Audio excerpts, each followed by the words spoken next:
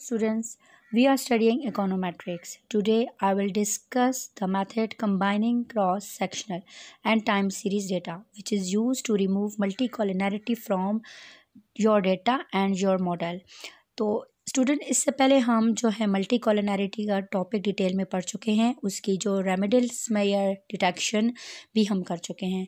तो ये जो मेथड है combining cross sectional and time series data, ये हमारे पास रेमेडियल मेयर्स है, सोल्यूशन है to remove how to remove the multicollinearity.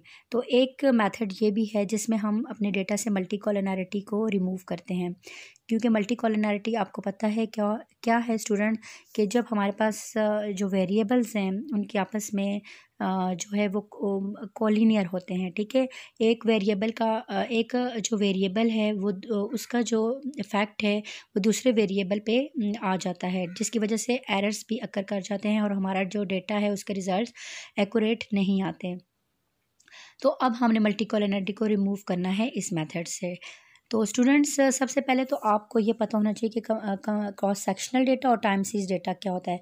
तो इसका डिफरेंस मैं आपको बताऊंगी कि क्रॉस सेक्शनल और टाइम सीरीज डेटा क्या होते हैं, और इन दोनों का जो है और ये दोनों जो हैं आपस में ऑपोजिट हैं।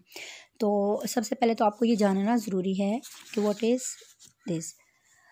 तो सबसे पहले तो स्टूडेंट आपको पता होगा कि टाइम सीरीज डेटा क्या होता है। आज टाइम जो है टाइम इन्वॉल्व जो होते हैं, टाइम में क्या इन्वॉल्व होता है, द टाइम में be seconds, minutes, hours, days, week, months, year, decades, quarter, night, evening, morning, afternoon. तो सबसे पहले तो आपको ये पता हो कि स्टूडेंट्स की जो टाइम है वो हमारे पास टाइम में क्या क्या आ जाता है।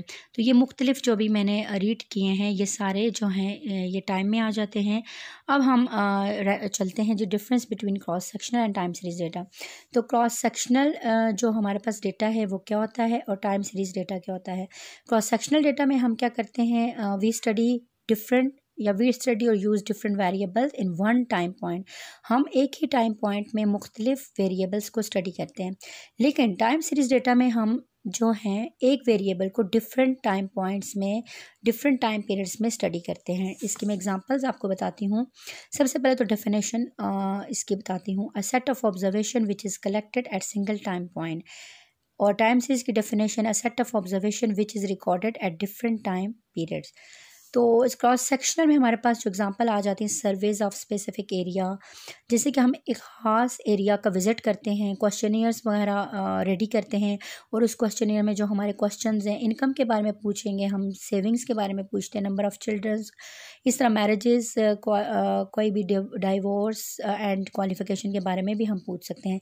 किसी एक ख़ास एरिया को हम सिटी को, विलेज को या टाउन को जो है हम सेलेक्ट कर लेते हैं, और वहाँ से हम लोगों से उनकी प्रॉपर्टी के बारे में, उनकी जो भी उनका हिस्ट्री है वो लेते हैं।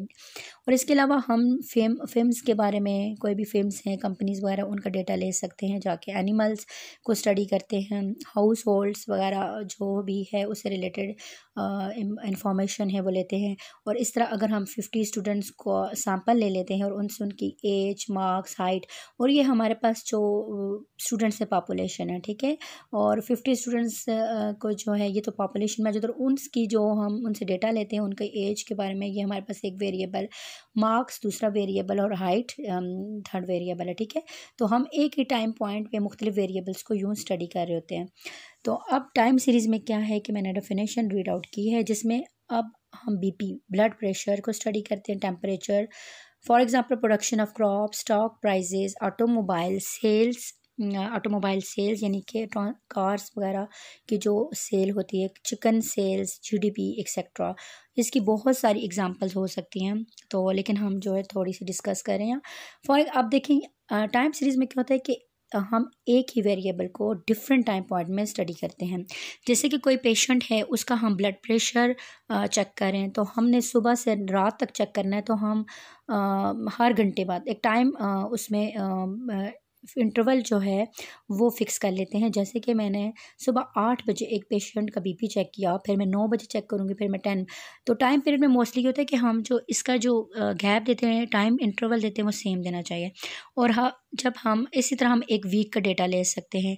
प्रोडक्शन ऑफ क्रॉप्स हैं, जैसे देखें ईयर्स और हम ईयर वाइज जो हमारे पास क्रॉप्स हैं उसकी प्रोडक्शन 2015 5 साल के लिए करते हैं, पिछले 5 साल के लिए, ठीक है, 2016, 17, 18, 19।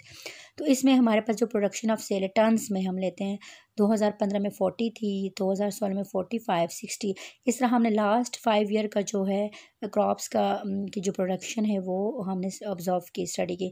अगर टेम्परेचर को हम स्टडी करना चाहते हैं तो टेम्परेचर को कैसे करेंगे कि फॉर एग्ज़ाम्पल हम जो है लास्ट वीक का टेम्परेचर को स्टडी करते हैं। तो लास्ट वीक में हमारे पास मंडे का क्या था, इसी तरह हमारे पास ट्यूसडे का था, वेडनेसडे का क्या था, डे वाइज, ठीक है।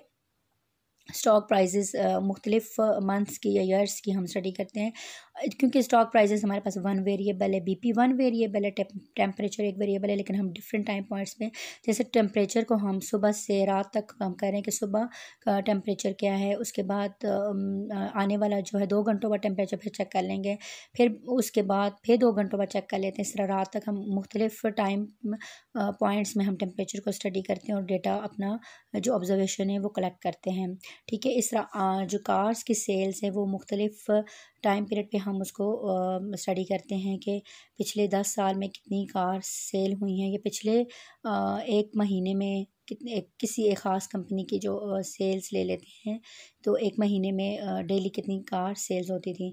इस तरह एक चिकन शॉप पे चिकन सेल्स की, इस तरह जीडीपी वगैरह। तो आई होप सो कि आपको स्टूडेंट्स यहाँ पे समझ आ गया होगा कि क्रॉस सेक्शनल और टाइम सीरीज़ डेटा का क्या डिफरेंस होता है। अब हम अपने टॉपिक की तरफ आते हैं। The data, this is known as pooling the data. Suppose we want to study the demand for automobiles in United States. अब हम क्या करते हैं कि अपना मॉडल बनाते हैं, ठीक है। हम जो है कार्स की जो यूएस में कार्स की सेल्स है उसकी डिमांड को स्टडी करते हैं। We have time series data on number of cars sold, average price and consumer income. तो अब हमारे पास जो हमने कार्स को सेल किया है उसमें हमारे पास क्या है कि एवरेज प्राइस क्या है, एवरेज प्राइस क्या है, और उनकी कार्स की और इनकम क्या है, ठीक है। प्राइस और इनकम को हम स्टडी करते हैं। तो हमारे पास ये स्टूडेंट जो है इसका मॉडल इस तरह कुछ बनेगा, ln(y) = β1 + β2, ln pt + β3, ln it + μt। तो μt हमारे पास एरर को वो कर रहा है। अब देखें यहाँ पे सबस्क्रिप्ट में आपके पास t और ti है। t हमारे पास टाइम पीरियड को स्पेसिफाई कर रहा है। अब हमारे पास जो आपको क्रॉस सेक्शनल और डेफिनेटली टाइम सीरीज डेटा एक साथ हम उसको स्टडी कर रहे हैं। तो देखें हमारे पास जो y है यहाँ पे वो नंबर ऑफ़ कार्स है, ठीक है। और जो नेचुरल लॉग है ln वो हम मोस्टली यूज़ करते हैं मॉडल की ट्रांसफॉर्मेशन के लिए, ठीक है। मॉडल को ट्रांसफॉर्म क्यों करते हैं कि डेफिनेटली हमने यहाँ पे मल्टी कॉलिनैरिटी का जो इफेक्ट है, मल्टी कॉलिनैरिटी डेटा में अक्कर कर रहा है किसी और मल्टी कॉलिनैरिटी किस वजह से आती है, जब वेरिएबल्स आपस में कोलिनियर हो जाते हैं। वेरिएबल्स डेफिनेटली आप अगर स्टूडेंट्स की वेरिएबल है तो मैंने बताया कि उसके मार्क्स, आई कलर, उसका हेयर कलर्स, कोई ओपिनियन, हाइट, वेट, तो आपको ये तो पता होगा कि क्वांटिटेटिव वेरिएबल्स और क्वालिटेटिव वेरिएबल्स क्या होते हैं, ठीक है। तो उसका भी ये एक टॉपिक मैं इंशाल्लाह इसको स्टडी करूँगी। तो अब हमारे पास के Y number of cars, PT, average price, IT, income. अब नंबर ऑफ़ कार्स, डेफिनेटली हम कार्स की सेल्स को स्टडी करें तो ये हम वाई, इसकी जो ऑब्जर्वेशन आएगी वो वाई हो जाएंगी। एवरेज प्राइस को हम पीटी से करते हैं साइन, और आईटी को हम इनकम से करते हैं, क्योंकि हमने जो प्राइस है वो मुख्तलिफ टाइम पीरियड में हमने देखी कि कार्स की क्या थी, और इनकम जो है मुख्तलिफ टाइम पीरियड में इनकम को स्टडी किया, ऑब्जर्व किया। तो हमारा जो ऑब्जेक्टिव है वो क्या है, उसको जो एस्टिमेशन है हमारी प्राइस एलास्टिसिटी एंड बीटा 2 से हम इसको करेंगे असाइन, और बीटा 3 को हम इनकम जो है वो बीटा 3 से स्पेसिफाई करेंगे, ठीक है। और in time series price and income are highly collinear. तो टाइम सीरीज़ में अब हम अगर टाइम सीरीज़ के हवाले से हम देखें तो जो प्राइस और इनकम है वो आपस में कोलिनियर है। कोलिनियर यहाँ से आप देखें कि अब मल्टी कोलिनैरिटी का यहाँ पे इफेक्ट आ रहा है, ठीक है। मल्टी कोलिनैरिटी अक्कर कर रही है डेटा में, क्योंकि टाइम सीरीज़ में हम क्या करते हैं कि आपको पता है कि one variable eight one time point. तो यहाँ पे हमारे पास प्राइस और इनकम इनकोलिनियर हो चुके हैं। अब इनकी वजह से हमारे पास जो है वो मल्टी कोलिनैरिटी अक्कर करी, और हमने अब किसी एक वेरिएबल का इफेक्ट को रिमूव करना है। तो यहाँ पे हम इनकम को के इफेक्ट को रिमूव करेंगे, A way out of this has been given by Tobin. He says if we have cross-sectional data, for example, the data generated by consumer panels, budget study conducted by various governments or private agencies, we may write the preceding time series regression as.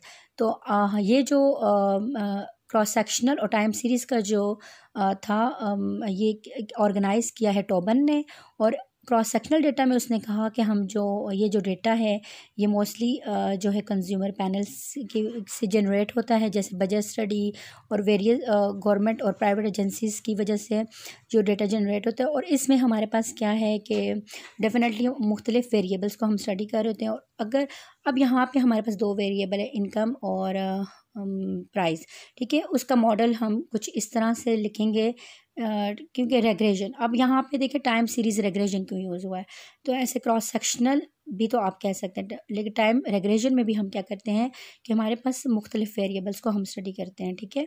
लेकिन इसमें कुछ models आ जाते हैं जैसे simple linear model और इस तरह multiple.